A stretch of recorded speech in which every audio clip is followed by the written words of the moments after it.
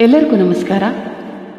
ಇವತ್ತು ನಾನು ಕರ್ನಾಟಕ ಸರ್ಕಾರದ ಮಹತ್ವಾಕಾಂಕ್ಷಿ ಯೋಜನೆಯಾದ ಗೃಹಲಕ್ಷ್ಮಿ ಯೋಜನೆ ಕುರಿತು ಕೆಲವು ಮಾತುಗಳನ್ನು ಹಂಚಿಕೊಳ್ಳಲು ಇಷ್ಟಪಡ್ತಾ ಇದ್ದೀನಿ.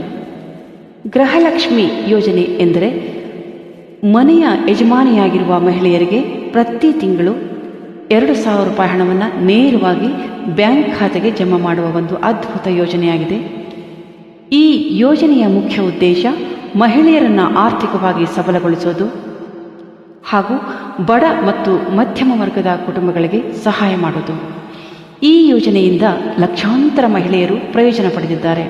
ಹಲವರು ಈ ಹಣವನ್ನು ಮಕ್ಕಳ ಶಿಕ್ಷಣಕ್ಕೆ, ಮನೆಯ ಖರ್ಚಿಗೆ, ಔಷಧಿಗಳಿಗೆ ಮತ್ತು ದಿನನಿತ್ಯದ ಅಗತ್ಯಗಳಿಗೆ ಬಳಸ್ತಾ ಇದ್ದಾರೆ.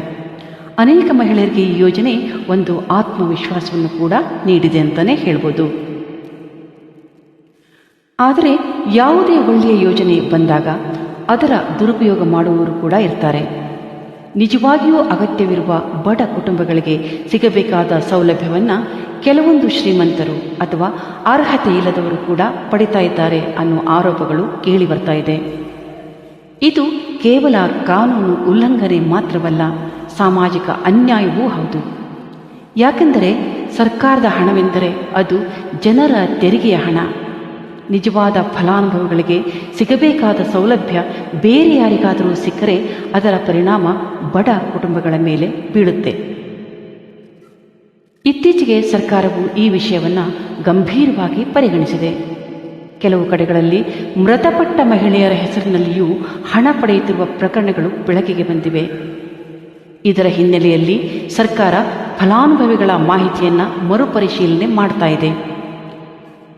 ಅರ್ಹತೆ ಇಲ್ಲದವರನ್ನು ಪತ್ತೆ ಹಚ್ಚಲು ಮತ್ತು ನಕಲಿ ಅಥವಾ ಅನಧಿಕೃತ ಫಲಾನುಭವಿಗಳನ್ನು ತೆಗೆದುಹಾಕಲು ಕ್ರಮಗಳನ್ನು ಕೈಗೊಳ್ಳುತ್ತಿದೆ.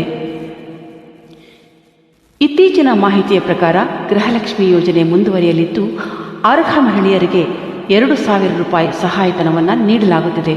ಜೊತೆಗೆ ಫಲಾನುಭವಿಗಳ ಮಾಹಿತಿಯನ್ನು ತಂತ್ರಜ್ಞಾನದ ಮೂಲಕ ಪರಿಶೀಲಿಸಿ ದುರುಪಯೋಗ ತಡೆಯಲು ಸರ್ಕಾರ ಹೊಸ ಕ್ರಮಗಳನ್ನು ಕೈಗೊಂಡಿದೆ.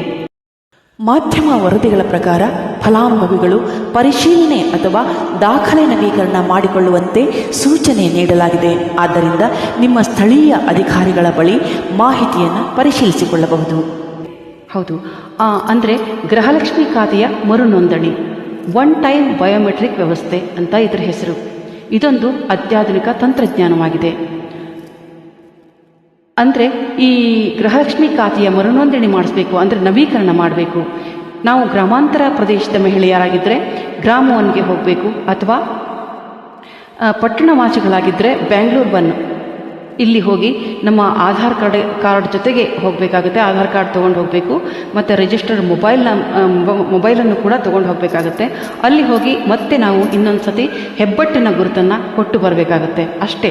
ಮತ್ತು ಹೆಬ್ಬಟ್ಟಿನ ಗುರುತನ್ನು ಕೊಟ್ಟು ಬಂದರೆ ನಮ್ಮ ಕೆಲಸ ಮುಗೀತು. ಅಲ್ಲಿಗೆ ಯಥಾ ಪ್ರಕಾರ ಹಣ ನಮ್ಮ ಖಾತೆಗೆ ಮತ್ತೆ ಜಮಾ ಆಗ್ತಾ ಹೋಗುತ್ತೆ. ಆದರೆ ಸದ್ಯಕ್ಕೆ ಈಗ ಬ್ಯಾಂಗ್ಳೂರ್ 1ನಲ್ಲಿ ಕೆಲವು ಮಹಿಳೆಯರು ಹೋಗಿ ಕೇಳಿದಾಗ ಇನ್ನೂ ಓಪನ್ ಆಗಿಲ್ಲ ಅಂತ ಹೇಳ್ತಾ ಇದ್ದಾರೆ. ಅದು ಯಾವ ಕ್ಷಣದಲ್ಲಿ ಬೇಕಾದರೂ ಓಪನ್ ಆಗಬಹುದು, ಅಪ್ಡೇಟ್ ಆಗಬಹುದು. ಸಮಾಜದ ಜವಾಬ್ದಾರಿಯುತ ನಾಗರಿಕರಾಗಿ ಒಂದು ವಿಷಯವನ್ನು ಅರ್ಥ ಮಾಡಿಕೊಳ್ಬೇಕು. ಸರ್ಕಾರದ ಯಾವುದೇ ಯೋಜನೆ ನಿಜವಾಗಿಯೂ ಅಗತ್ಯವಿರುವವರಿಗೆ ತಲುಪಿದಾಗ ಅದರ ಉದ್ದೇಶ ಸಾರ್ಥಕವಾಗುತ್ತೆ.